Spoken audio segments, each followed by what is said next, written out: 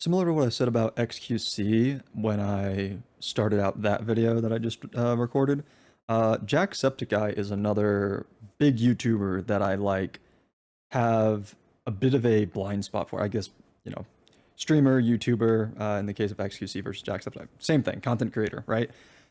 Um, but yeah, so Jacksepticeye is another big creator that I know that he's like been around a long time. I know he's really big. Um, I think I also know he's Irish, and I think other than that, that might literally be it. Might literally be all that I know about him. So arguably even less than I knew about XQC going into that video. Um, so yeah, I thought that, but this video has a fun title, and so I'm curious to see what what opinions I end up forming about Jack from this video. So yeah, let's go ahead and just get into it, I guess. From humbling the biggest YouTuber in the world. Do you think Mr. Beast ruined YouTube? Yes. Oh. To even calling we're starting strong. Friend when he crossed the line. I think what Felix did was very stupid.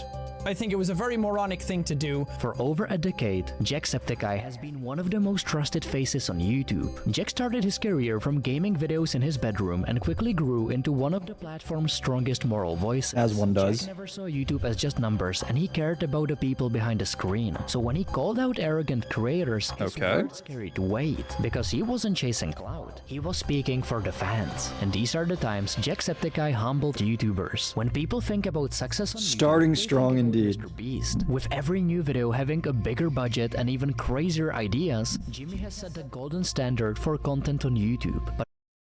And I gotta say, part of the reason that I'm saying starting strong in these this first like minute or so of the video isn't just because, you know, we're talking about him calling out. We'll see, you know, the extent to which that is true, whether it's being like embellished in this video.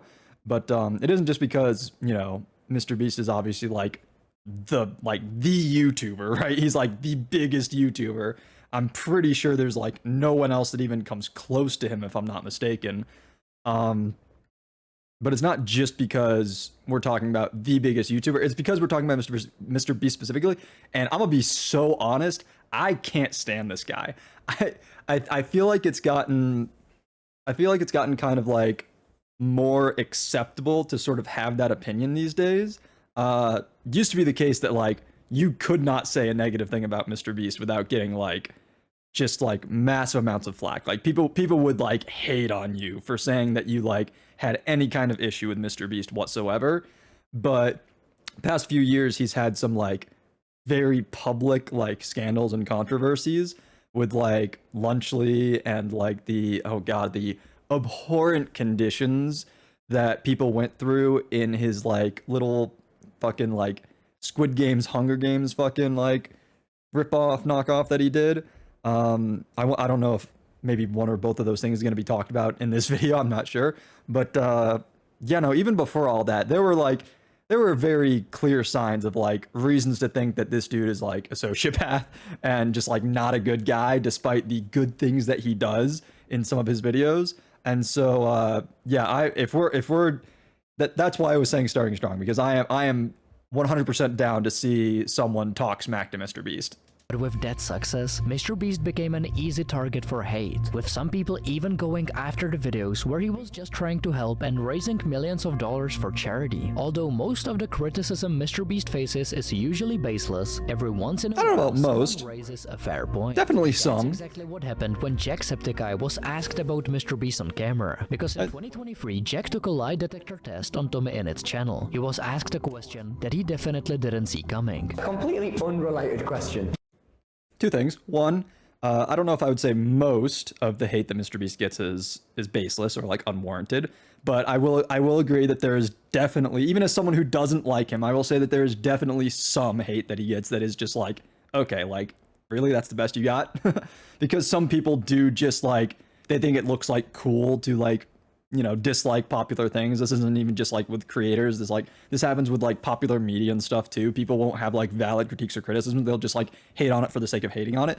And then two, before we even get into like what actually happens during this lie detector, which we saw a preview of at the very beginning of the video, I just want to say like, we do know that lie detectors are fake, right? Like is that like, is that common knowledge these days that lie detectors are like complete and utter BS? Like I I feel like, I don't know, maybe this is just like, you know, obviously everyone's lived experiences is different. Maybe this is something that like information that like I've encountered numerous times across my life that other people are still unaware of, but like lie detectors don't actually like prove whether someone's like lying or telling the truth about something. The way that it goes about like detecting lies is like there's like some basis in like, I'm not even necessarily going to say science, I'm going to say some basis in like reality.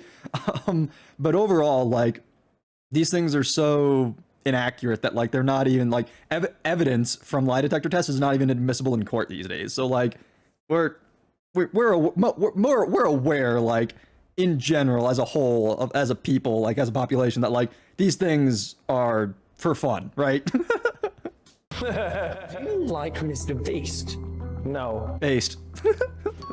Jack didn't pause for even a second before saying that he wasn't a fan of Mr. Beast. But Tommy wasn't done yet and kept pressing Jack about Mr. Beast. Bro, who are these 12-year-olds on the couch? YouTube. Yes. To everyone's surprise, Jack decided to explain why he exactly thinks that Mr. Beast has ruined YouTube. Now, in all honesty, Jack, why? Because it became more about views, money, and popularity than it did about having fun. True. Don't think you had fun playing Squid Games? Oh, Squid. Riding on yachts? I'm sure he had fun playing Squid Games. If he had fun doing those videos, they'd be longer. Those contestants, on the other hand. Sheesh. Jack shared why he thinks that YouTube has permanently changed. Yeah, aren't Mr. Beast videos usually like less than 15 minutes? And popularity than about the simple joy of creating content. The clip spread like wildfire, and fans who were always hungry for drama to take Mr. Beast down shared it across every corner of social media. And then it caught the attention of Mr. Beast himself. Oh, I'm sure. Back on X by questioning the claim that he had ruined YouTube. Guy like Mr. Beast, I'm sure he has massive ego.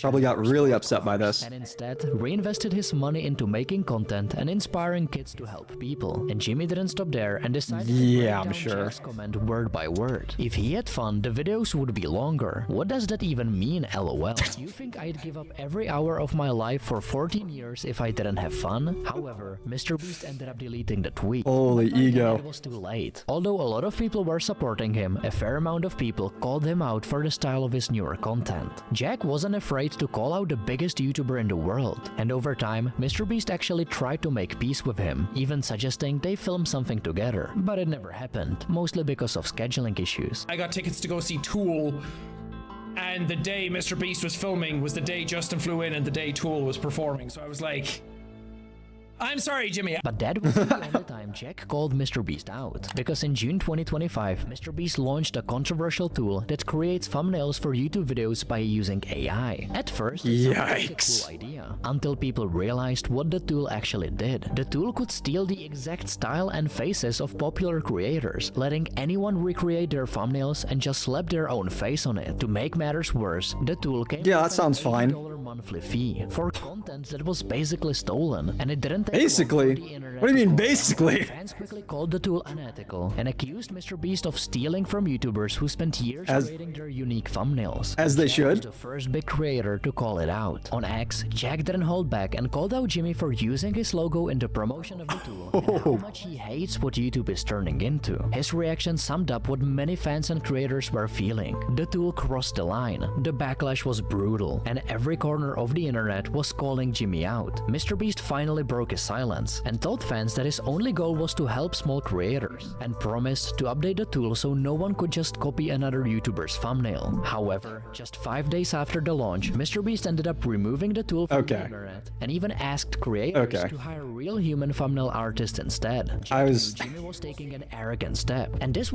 I was gonna say, like, when they said update the tool, like, how do you update a tool? From the sounds of it, it was like, it was kind of like centered around this, like, this AI aspect of it. How do you update the tool? You feel like you need to just straight up remove it. And also, like, you know, if you're just getting started on like Twitch or YouTube or like well, I guess not Twitch, because you don't need thumbnails on Twitch unless you're like uploading VODs or like doing like highlight reels or something like that for YouTube. But if you're trying to get started on YouTube, like obviously if you can afford it and you want like that kind of like professional level of like graphics for your channel, then yeah, sure, go ahead and like hire a real person. But also like you can get away with like doing your own stuff as long as you like put a little like obviously you're not gonna get like the same kind of quality from hiring a professional designer for like thumbnails or like banner logos or anything like that, but like you can make thumbnails yourself that are like fairly simple and like look fine depending on the kind of content you're doing. Like I've tried doing like other channels before this one that I'm doing right now, and like I've made a variety of different kinds of thumbnails, and like I by no stretch of the imagination consider myself to be like any kind of like graphic design artist or anything like that. And like the thumbnails that are going to be happening on this channel are going to be like very simplistic, but like I've done some other thumbnails that like are a bit more complex and like simple, like it's not that hard to learn how to do like some fairly simple thumbnails. Like this is just like another example. Like, hi, welcome to the channel. I don't like AI here. You know, as most people with any kind of like compassion and critical thinking are these days, I feel. Like you don't, this is just another instance of like, you don't need to let technology like baby you to the extent that you're incapable of doing anything for your fucking self. It wasn't just about him, it was about every creator who spent years shaping their identity only to see it blurred into a lifeless AI template. And Jack proved that when the internet unites, even the biggest YouTuber in the planet has to listen. If there's one name that came to define arrogance, oh no, it was Logan Paul. At the peak of his fame, this fucking guy. Views. He was desperate to prove that no boundary on YouTube could hold him back. And that same reckless mindset pushed him straight into Japan's Aokigahara Forest, a place where Logan tried to turn tragedy into content. And the second that infamous vlog hit heard of this. the backlash was instant. Millions of people who watched the video were horrified, and many YouTubers across the platform spoke out against Logan. And that's when Jack decided to voice his concern too. I think that it was a completely disgusting thing to do. That the lack of humanity that was shown in that video is astounding. It shocks me to my core. Although Jack was really disgusted by Logan's behavior, don't he hold still back. decided to give him the benefit of the doubt. We all go through the same issues. Some of us are having a harder time than others, but at the end of the day, yeah, that's for we're sure. all just people. We're all here together in this, fighting the good fight, all together, trying to just find happiness in our lives. And I think doing something like this is what the message behind all of this was supposed to be. What Logan thought he was doing was spreading a message about awareness for all of these types of topics. However, Jack didn't just stop there and decided to do something to turn the situation into something positive. But as I said, actions speak louder than words. So what I want to do is this Sunday, what date is that? January the 7th. I want to hold a charity live stream for the American Foundation for Suicide Prevention. I want to go forward and try and turn this into some sort of a teachable moment. And Jack actually followed through and streamed over 8 hours to raise over $200,000 for charity. Okay. Out there who will help, and you are never alone in any of this. This community here is proof that you are not alone. Jack reminded his audience that YouTube isn't a playground, and when millions of young viewers look up to you, the choices you make don't just reflect on you, they reflect on the entire community. Before becoming a YouTube megastar, Jack was just sharing his gameplay video. That's that was really cool to see, because I feel like that I think the video described it as Jack giving Logan the benefit of the doubt, and like that's putting it mildly. I think there was like there was a lot of credit being offered to, you know, oh, he was probably trying to do this, and I'm sure that this is like what he was hoping to accomplish, and like the message he was wanting to send, and that all that, like there is a lot of stretches happening there, I feel like.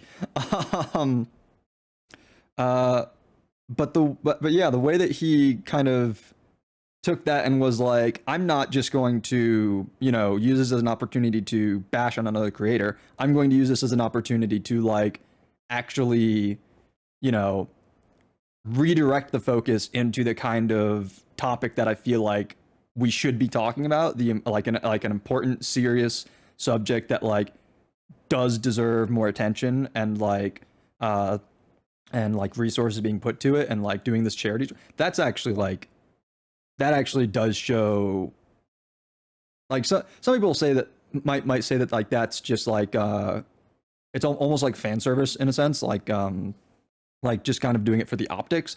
But to me, that does actually, that does seem like a very very genuine direction to have gone with that that situation. And yeah, I like I do feel like I am getting a feel for this guy's character, and I like what I'm seeing so far. And laughing at glitches with a small group of fans. So when PewDiePie ran a competition in 2013 to give shoutouts to lesser known YouTubers, it caught Jack's eye. Jack had only about 2,000 subscribers, and to his surprise, he ended up winning a shoutout from PewDiePie himself. Top of the modern fucking, I don't even know. This guy seems crazy. I really like whatever it is he's doing. He seemed really funny. His name is Jacksepticeye. You should check him out as well. Jack was beyond grateful for the shoutout and even made a Reddit post thanking PewDiePie for the chance and promised to work his hardest to create quality content. From that point on, Jack's viewership exploded and he started grinding harder than ever. Thanks to his hard work and the shoutout from PewDiePie, Jack soon became one of the YouTube's fastest rising creators. And it wasn't long before PewDiePie and Jack started collabing together. And over time, those collabs grew into a genuine friendship. However, PewDiePie soon found himself knee-deep in controversy. Okay. After a few I was literally about to say, didn't PewDiePie find himself in some shit for some comments? of his jokes went too far. During that period, PewDiePie was dabbling in edgy humor, including anti-Semitic jokes that leaned on shock value for laughs. I mean, I guess it's fair to call them edgy. Satire, a way to poke fun at early internet was different, okay? to the rest of the world, it came across as reckless and arrogant. And when the backlash came, it wasn't just the mainstream media and journalists calling him out. Even within YouTube, people who admired him had to ask the hard question: had PewDiePie finally crossed the line? PewDiePie was one of Jack's best friends, and for that reason alone, many assumed Jack would defend him blindly, or at the very least, stay silent. But despite all that, Jack shocked the world when he didn't hesitate to call PewDiePie out. The first thing I want to say is that I do not condone what happened. I do not condone these types of jokes. I do not condone the type of message that it was sending, or any sort of hate speech, any sort of belittling of minorities, races, religions, anything like that. Jack made it clear he didn't support PewDiePie's comments, even though he meant them as a joke. I think it gets a lot more serious. I don't think you can just brush it off as just a joke, or that the context matters. I think it's a broader thing, because people can take that joke out of context, and then that can send a very bad message, or it can seem to promote different things, and then that gets very bad. It gets very blurry then. Although Jack made especially when PewDiePie's jokes, I also want to say, especially when you are a creator like PewDiePie, who, I don't know about these days, I imagine this is still the case, but maybe not. Maybe he's kind of shifted his content focus and demographics over the years, but PewDiePie used to have like a very young audience, right? Like he's one of those creators who like he was watched by like a lot of like kids and young teens, right? And so in those kinds of situations, you definitely need to be more mindful than, you know, for instance, someone like me. Like I'm not making videos for kids. I'm not making videos for the youngsters. But when you're one of those creators who a large portion of your fan base is younger individuals, like you need to be additionally like very mindful of the kinds of things you're saying, and like how they might be perceived, and how they might influence those young undeveloped minds.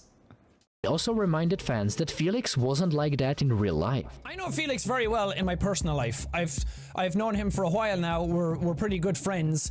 And I know for a fact that he's not a Nazi. I know for a fact that he's not an anti-Semitic person. Again, this doesn't excuse what he did. I'm just trying to, like, for the people who are asking, is he a Nazi or not? I'm trying to say, no, he's not. 100% in his real life, he's not like that. To sum up his video, Jack said the situation could have been handled better, but he was glad PewDiePie owned up to his mistakes and promised to do better. Everything could have been handled a lot better. Felix's video, I think maybe he shouldn't have edited that joke in. I don't condone the joke he made. I think he's sorry for what he did. I believe him. And he's going to work off that and try and become a better person, which I have respect for. Jack could have stayed quiet, letting friendship cloud his judgment, but instead, he chose accountability. In that moment, Jack showed that standing up to arrogance sometimes means standing up to a friend. He recognized the arrogance in Felix's content choice and refused to look the other way, no matter how close they were. Despite everything, PewDiePie and Jack stayed friends, because even Felix knew a true friend isn't afraid to call you out even when you cross the line. Jack isn't afraid to call out his friends when they get arrogant, but he'll also stand up for them when other arrogant YouTubers attack them. Okay, so it seems like we're getting ready to move into like another thing. So, I kind of want to watch the full video of what we were just seeing clips of with the with his response to the PewDiePie thing. But from what we were shown, it's interesting. I'm usually someone who like I will very much call someone out if it feels like they're trying to like fence it, like play both sides kind of deal. And but I don't, that doesn't actually feel, because I feel like you could, from what I just heard of Jack's response, I feel like you could definitely say like, oh, he's trying to like he's trying to take a hard stance without like actually attacking the person and while defending his friend. But that's not how it came across to me. It did actually just feel like he wanted to make it clear that he disagreed with the action, and he didn't condone that. He condemned it. He wanted to make clear that what PewDiePie said, what Felix said, was not okay, while also saying that like he doesn't feel like that one action should, that one joke, that one video should define who he is and like how people see him going forward. And like I think that is actually fair. I think that's fair. Again, I don't like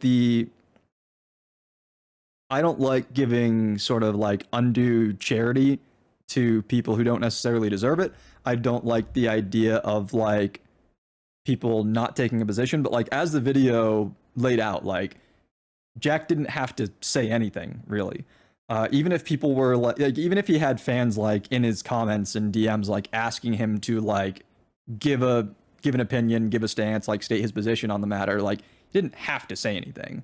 You see this kind of thing a lot, especially like these days. Like maybe it was a bit less common, like, you know, back in the time when this happened, but like these days it's like very common. Like there are so many like streamer and just like content creator like cliques basically, where like, again, kind of like the video said, like when one person fucks up, you just sort of expect all of the other people in this sort of like friend circle, this social circle. I put friends in quotes because like a lot of these people aren't actually friends. No matter how cordial and camaraderie, that doesn't seem like a word, they seem on camera, like a lot of these people like aren't actually friends. And it's just, you kind of expect it to be the case that oftentimes when one of these people fucks up, everyone in their social circle is either going to rush to their defense blindly or just not say anything because they don't want to make their friend look bad, because a negative reflection on that person could be seen as a negative reflection on the overall group, and then that's bad for their personal business, right? So that is often just kind of like what you expect to happen. So yeah, I don't think that this response from the clips that were being shown to me, I don't think that this response from Jack was like too soft or anything. I think it was more so just him trying to make clear what his view on the situation was, which is like there's a difference between the action and the person behind the action, and he has, I guess you could say, is just like different views on one versus the other. And I think that's fair. I think that's entirely fair. It's it's a level of nuance that is often lost on the internet, I guess you could say. People don't want to navigate that level of complexity in someone's view. They just want to know, like, should I agree with you or disagree with you? Like, should I support this person or oppose this person? That kind of thing. And yeah, I don't know. I like what I'm seeing so far from this Jack guy. Dan TDM built his YouTube career by creating family-friendly and entertaining videos, earning trust of millions of young fans. So when he saw KSI and Logan Paul team up with Mr. Beast to launch Launchly, Hey! Lunchables, the classic kids meal Lunchley, kits with we are getting there. snacks and drinks, Dan wasn't impressed, because instead of a proper meal, it came with just a bottle of Prime, a Feastables bar, and some questionable cheese. And Dan wasn't God, gonna he's stay just- silent. Dan I'm just looking at flexed and Mr. Beast said, and I'm like, he's "I'm such a the fake universe, fucking man. person." This is selling crap to kids looking who at know him. better than to trust people who are selling it to them. Dan didn't call them out to get views. He spoke up because he believed Lunchley was misleading and unhealthy, and he Yeah. refused to stay silent Fair. while big creators It was. used their influence to sell unhealthy food to kids. Mr. Beast tried to defend himself by saying that while Again, fresh meals yeah, are of course he always would. healthier, they launched Lunchley to offer a better pre-made option for kids at a similar price to Lunchables. But the other owners of Lunchley weren't so understanding. Instead of listening to feedback, KSI and Logan Paul both took shots at Dan, painting his I'm shocked. criticism as hypocrisy. Logan Paul arrogantly tweeted out at Dan, saying how YouTubers are trying to build businesses now, and if people don't like the products, they don't have to buy them. And KSI ended up releasing a 20-minute video titled "Everybody Hates Us Right Now," where he I tried to wish call everybody Dan out for hated his y'all. businesses, and Dan even threatened Dan on X. Logan and KSI's arrogance made them think they could silence every voice, until Jacksepticeye spoke up. Jack Okay. has been seeing their arrogance from the sidelines, and he decided to put a stop on it. On a X post, Jack shared how if you mess with Dan TDM, you mess with YouTube, alongside an image that read, "You mess with one of us, you mess with all of us." The post blew up and got over 300,000 likes, rallying fans and creators alike, and showing that Jack was standing up for the community. The reaction from fans was immediate and clear. People were picking sides, and almost all of them stood with Jack and Dan. So Nice. Lunchley hit another controversy when reports surfaced about mold in the food, Mold? Yeah. proving that Jack and Dan had been right Yep. all along. Jack showed Yeah, that was what really and fans stand shot together, Lunchley, nobody can was, push them around. In 2023, Sniper Wolf was one of the biggest creators. Oh, we're already on done. YouTube. Okay. With over 35 million subscribers, she was getting millions of views on her every video. But there was a major flaw in her Was? content. Most Isn't of her she still? videos were reaction videos, where she was reacting to already viral clips with little commentary and no credits to the original creators. And when Jack's film saw that, he decided enough was enough. Known for his sharp humor and honesty, Jack constantly called Sniper Wolf out for her lazy approach and even launched a parody channel, JJ Jack's Films, mocking just how predictable her content had become. Oh, messy wessy, someone has sloppy boppy on their facey wacy. Or nothing. We're just gonna get 5 seconds. But instead of changing her style of content, Sniper Wolf fired back, claiming her content was original and that others were just copying her style. And when Jack's Film saw that, he couldn't ignore the irony and even called YouTube out for trying to further boost Sniper Wolf. And that rubbed Sniper Wolf off the wrong way, and she took things way too far. Sniper Wolf decided to dox Jack's Film's address. I think I remember hearing about this. For her millions of followers, writing things like, "Should I go visit at Jack's Films? He lives 5 minutes away from my shoot." And That's even, "Let's talk like crazy. adults." And when Jack's Film saw that, he was in complete shock. He called Yeah. Sniper Wolf a creepy stalker and asked YouTube to take action against her. Jacksepticeye had been keeping an eye on this situation, but when Sniper Wolf put Jack's Film's safety at risk, even he couldn't just watch from a distance. He called out Sniper Wolf, asking how anyone could think doxing is ever okay. But he didn't It's just not. stop there. When YouTube announced that Sniper Wolf had received temporary monetization suspension due to her activities and mentioned how they don't want behavior of both parties on YouTube, Jack pointed out the obvious hypocrisy. He pointed out how criticizing someone's lazy content cannot be equated to doxing, and even the community notes called YouTube out. Jacksepticeye made it clear he won't let even the platform that made him famous get away with arrogance or hypocrisy.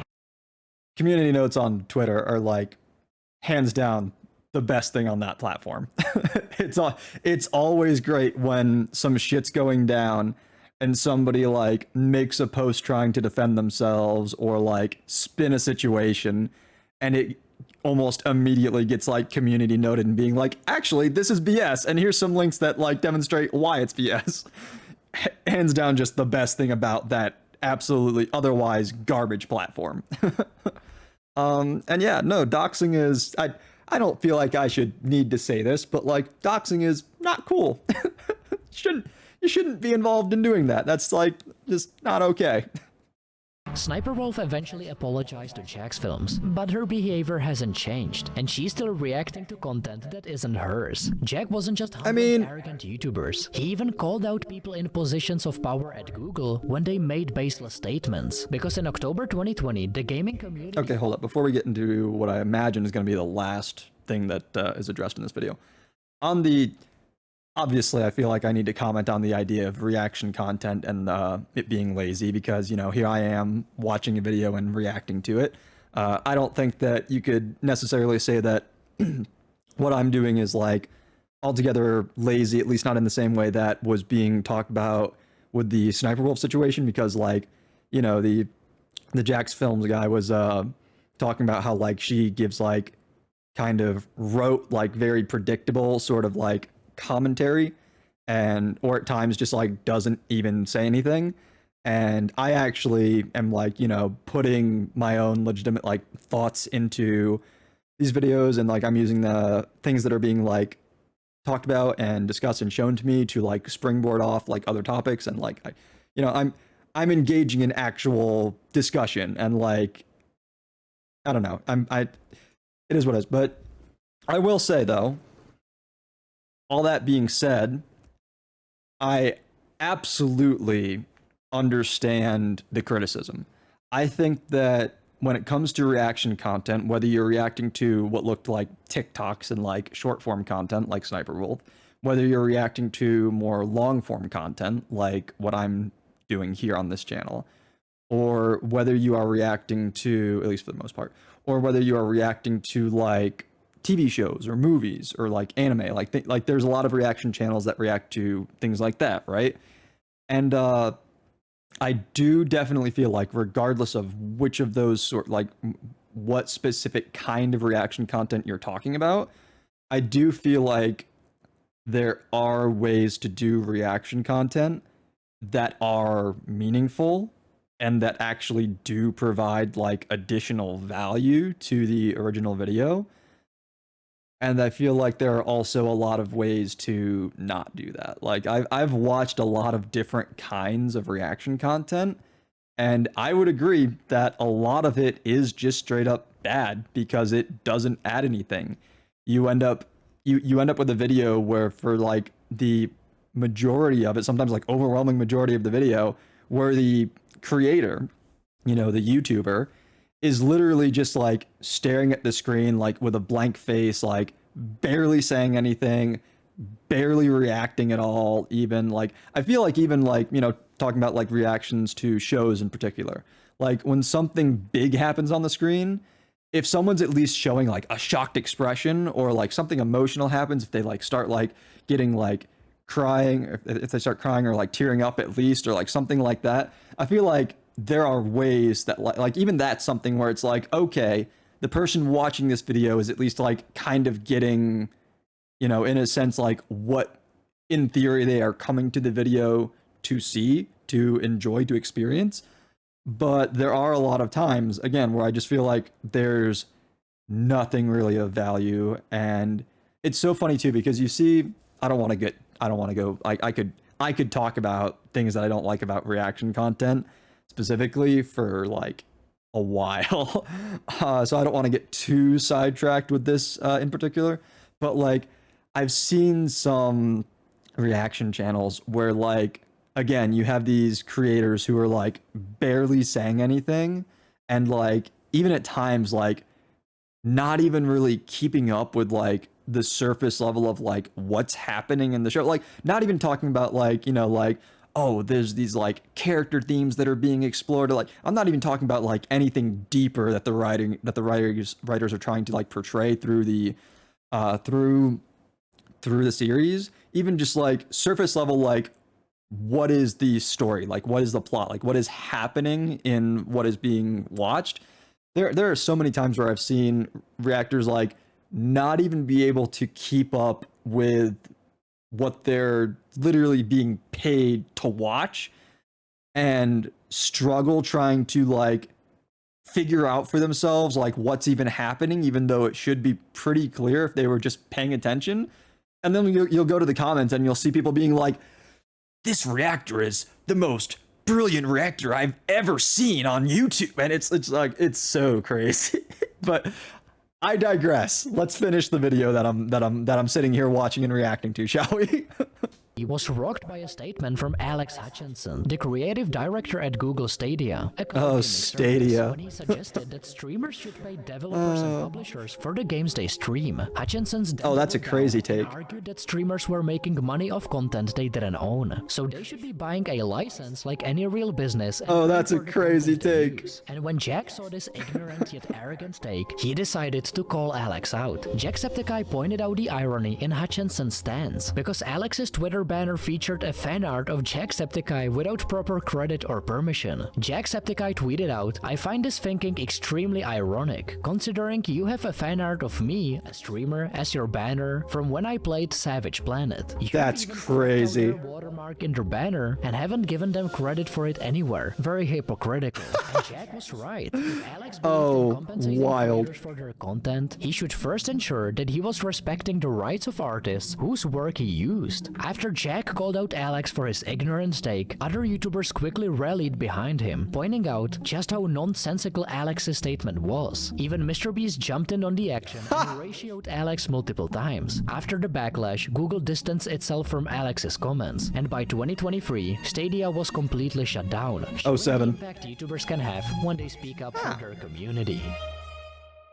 I didn't like I hate when I'm at the end of a video and the recommended next video like pops up in my face like that. What a fun way to end the video out with the way that I assume this was planned and intentional. Like maybe it wasn't, maybe it's just a fun happenstance, but I assume this was planned and intentional, that they started the video with talking about Jack like calling out MrBeast, you know, the biggest YouTuber, and then they ended the video talking about a time where Jack called someone out on Twitter and other creators, including MrBeast, got on board and joined in with that. So that's that's a nice little way to sort of like, I don't think dovetail is the word I'm looking for. I think I'm looking for bookend, maybe. I think that's what I'm looking for. That's a nice little way to have bookended that video, going from the start to the end.